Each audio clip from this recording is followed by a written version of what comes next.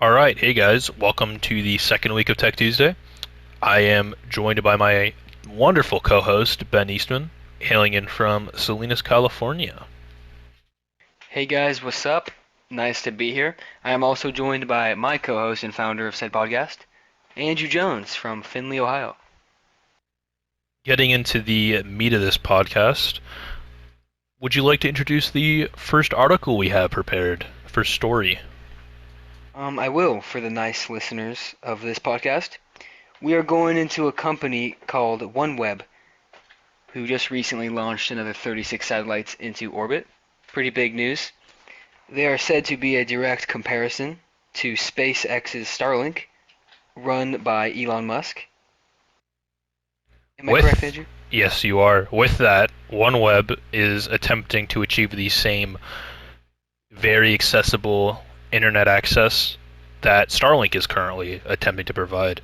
Um, with all of that, their numbers are significantly lower in their projected satellites that they're going to need for this project compared to Starlink. Um, Yeah, while I do think they plan to have 648 satellites by the end of their semester yeah, they plan to for have, global service. yes, they plan to have 648 satellites to provide global service. While at the time, as of this recording, Starlink has over or has right around 1,200 satellites currently in orbit just Ooh, by them, which is quite a lot, and they are expecting to put up even more. So with that, only having 648 satellites kind of it seems almost too small compared to what yeah. SpaceX is attempting to achieve. But Doesn't really make them a competitor to SpaceX Starlink, I would say. actually, it does so even more because if they can achieve this with as few satellites as they need, it could potentially make it to where Starlink wouldn't really need to be used because with that, with all of these satellites, I don't know if you know this, Ben, but with all of these satellites in orbit, it actually makes a lot of different space flights and other space endeavors quite difficult to get ships out of orbit just because there's not enough space, realistically, which is also starting to Interesting. cause fewer stars to be seen.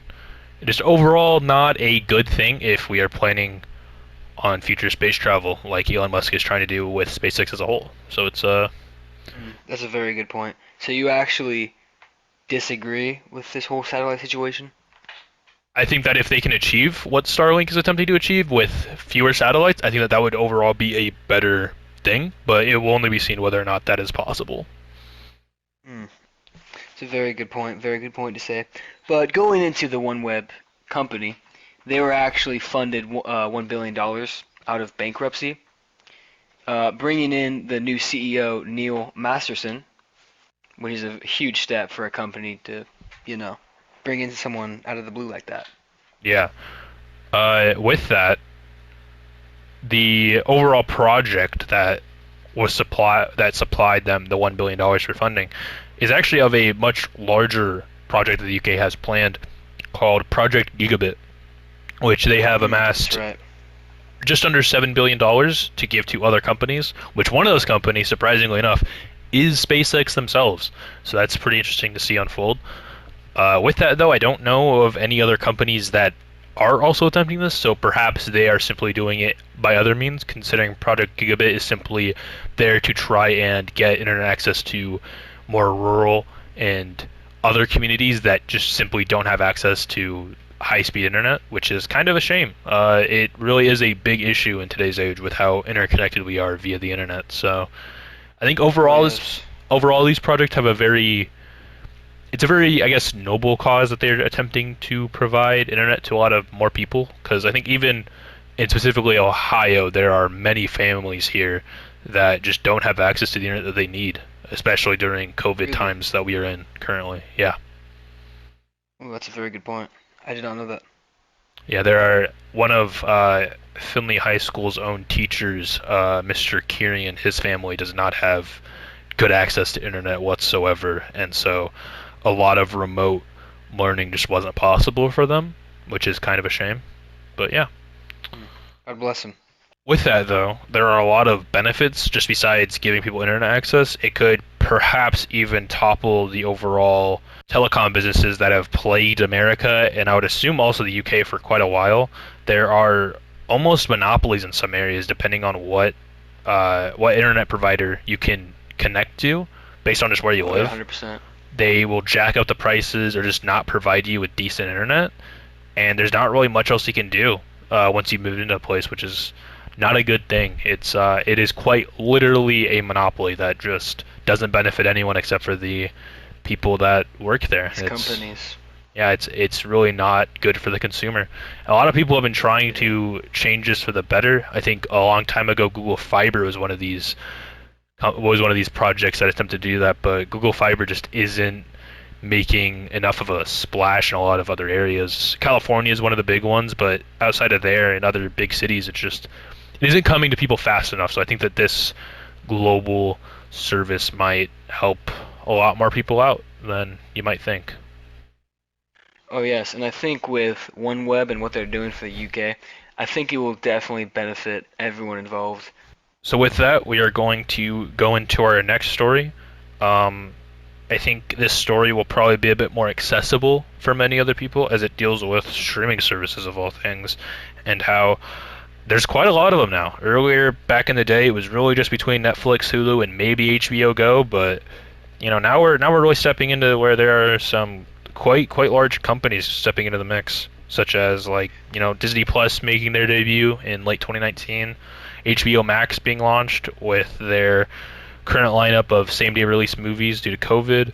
And then we even have Peacock, which is NBC's take on a streaming service, which I don't think many people have. It's not doing too hot. And then also Discovery Plus, Oh yeah. which I don't think a lot of people have either. So, it's still kind of between these main giants, but there's a variety, I guess, here. There's a nice little Skittles bowl, if you will. Yeah, but definitely COVID and these streaming services, they've gone hand in hand. Let's be honest. Yes, People can't go outside, so they've been staying inside with these streaming services. they have benefited quite a bit. Quite a Oh bit, yeah. COVID has only made them stronger and better. indeed. It's also So given them movie deals because they can't be played inside movie theaters. yeah, and with that, I think that HBO Max, I think you'd also have to agree with me here, Ben, that HBO Max probably has the best deal for many people, because I believe that between all of these streaming services, HBO Max and Disney Plus have really been the only two tangling with the same day release format that some of the they're really the only ones that have been doing this. And Disney Plus did something that not a lot of people liked uh, with their Mulan release, where you would have to have the streaming service and then also pay a premium. Whereas with HBO Max, who also I think has a bigger lineup of movies, if I'm not mistaken, than Disney Plus had with this, it's just you have the streaming service. All right, you can go watch the movie now. You don't have to pay any extra fees, and yeah, I think the only movie, or no, they did that with Wonder Woman 1984, and also just recently with Kong vs. Godzilla. And with Kong vs. Godzilla, you could also see it in private theaters and other regulated forms, which was interesting to see. When A first. Yeah, they actually made a lot more money than other movies who released back in late summer, early fall of 2020, who tried releasing movies. They didn't do very well in that limited release. But yeah, it's something. I think the HBO Max really has that. They very well might be losing money on it, but it's better for the consumer, and that's what we like to see as consumers. Yeah, but let's just think about it. And of all these streaming services, as you said, Netflix is the heavyweight champ. They Indeed. have over 200 million accounts, which is quite huge. But Disney Plus is booming because they've only been out for like how long? 17 months, something like that. Roughly a year and a half. Yeah, about 17 months. And they already have 100 million accounts, Yeah, it which is is. crazy. It is huge, and They are definitely a company that's competing. yeah, they have it's obviously Disney. They own many rights to a lot of different things Yeah, and and that's properties. cutting costs. That's cutting costs for all their Indeed, movies. yeah. With that, Disney doesn't have to pay licensing fees like Netflix does. And with that, they also just have a lot larger of a library. Whether or not you are a large Marvel fan or you just have a weird soft spot for Disney nostalgia, you will get your fix on Disney Plus. They have quite a large library of even things that you can't find easily accessible in stores on with DVDs or Blu-rays. So it's quite a deal for how low Successful. they are Oh yeah. marketing their service. Yeah, it's Yeah. And that's giving them the approval for funding for many other TV shows. As we've mhm. seen, Captain America and the Winter Soldier, very successful show they're actually airing right now. And I believe Loki, another series they're coming out with, very successful, I believe, coming out. Yeah, they currently have a lineup where there will be no further weeks in the year of 2021 where they will not go with some type of release um, of some type of other property. I believe they have their schedule laid out pretty much perfectly where their model of releasing shows is they're going to release a show each week episodically, and then the following week will be a specific making of episode showing how like the behind the scenes and the planning and all these other aspects to creating these shows, and then the following week we'll start a new show, and that'll just repeat for the rest of the year, which is not a lot of streaming services can release that much content and have something new each week, which is, it's something interesting to see, and I don't think any other streaming service has done anything like that besides maybe Hulu, but I don't think to that extent. Hmm. So it's Yeah. Plus, it's only like $8 a month, which yeah. is pretty good for no ads and just quality content. Compared to, let's say, HBO Max, which is like $15 a month. Quite a big downgrade, I would say, With for the that person though, choosing the plan. I believe that HBO Max has quite a while they don't have I don't think as large of a library. I think they have a pretty quality filled library because they have a lot of big hitters for shows, and also like Oh we yeah. before mentioned, Just released the Zack Snyder cut, of course, yeah, bringing in a lot of attention. they have large shows like Game of Thrones and other such things that you can't really get on basic cable either. But they just have. I've heard a lot of good things about HBO Max and just HBO Yeah. in general with a lot of the shows they provide. They Um, definitely have a lot more bang for their buck, would yeah, you say? especially with their movie release with not having to pay anything extra. It's Hmm. it's very nice. Well, which is interesting about this other company we haven't talked about yet. I believe it's called Quibi.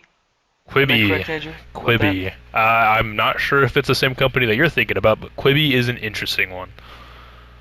Oh yes, no, it is what I'm talking about. Actually, I've never heard about this since before today, but you actually don't have to pay to watch their streaming site. Am I correct? I'm not sure Which is about that. quite crazy. I'm not sure about that. Perhaps it is true, but I know that Quibi was released just prior to the COVID-19 lockdowns that happened last year, and because of that, uh, I believe that they failed quite miserably. They are not a very Oh, large company. mm-hmm.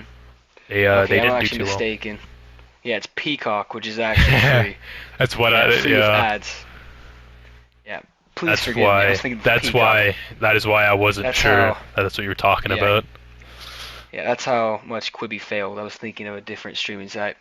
Peacock is the NBC backed streaming service that, while they do have a free version, which a lot of other sites did have at one point, uh, their their service is mainly funded by ads. But I don't think they have that that good of a selection, if I'm not mistaken. Oh, Most of the reasons that people are perhaps purchasing this would be simply for shows like The Office or Parks and Recreation. yeah, which I is don't really. a very popular show. That's a huge hit for Indeed, them. yeah. Those are some pretty big hitters, but I don't know if it's worth the subscription or really seeing ads because a lot of people do not like ads these days. They've just not Yeah, they gotten used to definitely it. It don't. is not, it is a major deal breaker for a lot of people when it comes to that Yeah. stuff. Um, But it is drawing in WWE fans because they're actually streaming that type of mm, network. Yeah, so that's interesting. if you're a Peacock fan, you're probably a WWE fan, as they say. That or a Michael Scott stan. That or that, Yeah, one side of the both spectrum. not good. Both not good, indeed. But to conclude this, if you're looking for a streaming service, try looking into Disney Plus, Netflix, Hulu, even HBO Max. Um, yeah, those are definitely the ones you're gonna want to look into. They are the kings of the Yes, whole thing. yes. With Netflix, Hulu, and HBO Max to some extent, these services have all been in the game for multiple years. Disney Plus, while they only recently joined in, is making a huge splash. I don't think that any of these other program or other services are really worth the money. Plus, a lot of these also have some type of overlap. So if you can't find a show on, or if there is a show on one service, it might also appear on another service. It just depends. So paying for all of them is probably not a good idea. But definitely with Netflix, Yeah. Hulu, Disney Plus, and HBO Max, those are definitely going to be the better options for most people. So I think that with the conclusion of talking about the big streaming services that have made a splash this year in the past year, or just the ones that are currently active, I think this would probably be a good point to conclude the episode. So thank you for tuning into the second week of Tech Tuesday. And yeah, anything you'd like to say, Thank you Ben? guys. All right, thank you guys for listening. It's been an honor. All right, this is us signing off. Goodbye.